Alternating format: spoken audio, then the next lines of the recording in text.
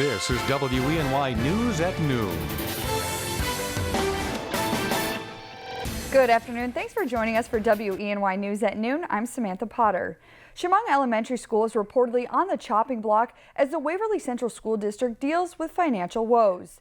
Superintendent Randy Richards says the Waverly Central School District is currently facing a $362,000 deficit. School district officials will be holding a public hearing next week on whether to close the school. Chemung Elementary School currently houses every fifth grader in the district. Richards will recommend to the Board of Education they be transferred to the middle school. WENY's Logan Wilson will be speaking with the superintendent later today and have more details on the possible closing tonight at 5:30 and 6. And reports of a disturbance led police to an alleged meth cook in Schuyler County, and now 2 Odessa men are behind bars. Yesterday, the Schuyler County Sheriffs arrested 43-year-old Eric Storm and 22-year-old Robert Stevens. Police say they responded to a house on County Route 14 in the town of Catherine for a reported disturbance. When they arrived, they found materials used in the production of methamphetamine. The 2 men were charged with unlawful manufacture of methamphetamine, which is a felony. Their bail is set at $5,000. And luck of the Irish today, temperatures are above average, but our luck may run out. So let's go check in with Craig Flint with his first warning weather forecast. Hey, Craig. Hey there. Yeah, I figured, the Irish guy will give you some Irish luck today. So the temperatures, they're above normal. The trade-off being, though, we will have to get through some scattered showers as we head into the afternoon. And already a few, though, starting to develop here over the northern tier. So from like Towanda, points west and south of there over southwestern, or I should say southeastern sections of Tioga County.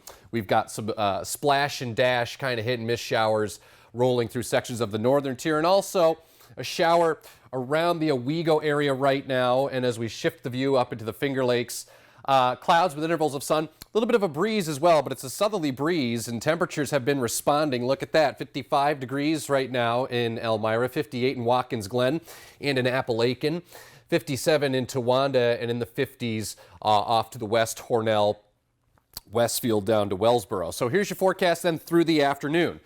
As we head deeper into the afternoon hours, scattered shower, maybe a thunder shower even. And remember yesterday, some of those thunderstorms produce a little bit of small hail. I think that's a possibility again as we head into the afternoon and evening. Temperatures again will be above average, 55 to 60, but colder air awaits and it arrives tonight. Also have a little bit of snow to tell you about. And what about that nor'easter for the weekend? Details on that guy coming up, my full forecast in just a bit. Sam? Looking forward to it. Thanks, Craig. Medical marijuana is one step closer to becoming available in Pennsylvania. The controversial bill passed 149 to 43 in the House of Representatives last night. However, one local politician who voted against this bill says the legislation is not safe. Representative Matt Baker, who represents parts of Tioga County and Republican chairman of the House Health and Human Services Committee, says medical pot is not safe. He's been opposed to the medical marijuana in the state since they first proposed it. I have over 50-some organizations, and all the medical organizations opposed to medical marijuana or any approval of marijuana that is outside the FDA approval process, and they think, as I do, that it's a very potentially dangerous and slippery slope to allow a drug that is illegal at the federal level to be used under the guise of medicine. The list of approved conditions include cancer, epilepsy, Parkinson's, multiple sclerosis, AIDS, glaucoma, diabetes, and chronic pain. Patients could take the drug in a pill, oil, or liquid form, but not smoke it. Now it will now move back to the state Senate for final approval. If it's approved there, Governor Tom Wolf will surely sign the bill into law, as he's repeatedly pledged his support for medical marijuana. And a Bradford County man has pleaded guilty to his role in a fatal DUI accident 2 years ago. 35-year-old Christopher Richard Brown entered a guilty plea on Tuesday in the Bradford County Court. The Athens man pleaded guilty to DUI with accidents involving death or personal injury while not properly licensed. He faces up to 7 years in prison. Brown allegedly crashed his motorcycle into a car in 2013 after a night of drinking, killing his passenger, 31-year-old Jessica Carnwright. And Ithaca police are asking for your help to identify who fired gunshots in the city yesterday. Police responded to the 100 block of Cleveland Avenue a little after noon. Witnesses say at least 2 people were arguing when one of them shot a gun. One of the people involved reportedly drove off in a gray Honda minivan after the shot was fired. The other person ran away. Both men are described as black males. The gun has not been recovered, and Ithaca police are asking anyone with information to contact them. And 70 is the new 65, at least on the Pennsylvania Turnpike. The state's Turnpike Commission is increasing the speed limit on the road. Areas of the Turnpike that are 65 miles per hour will go to 70 miles per hour along most toll roads. Areas posted at 55 miles per hour will remain the same. This change is expected to go into effect in the spring. And a 1.5-year-long study showed an increase in speeds and traffic actually decreased the number of accidents. And a Rochester pizza shop owner will be sentenced today after admitting he tried to recruit people for the Islamic State group. Mufad Elfji will appear in federal court in Rochester later today. Prosecutors are expected to recommend a 22.5-year prison term. Elfji pleaded guilty in December to attempting to provide material to support a terrorist organization.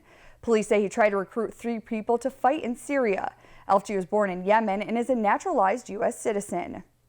And the U.S. is now calling the actions of ISIS in Iraq and Syria a genocide. Secretary of State John Kerry has officially used the term genocide to describe the attacks against Christian groups and other ethnic and religious minorities in the region.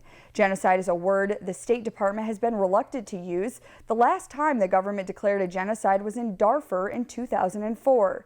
But Monday, the House of Representatives unanimously passed a resolution to use the term to describe ISIS attacks.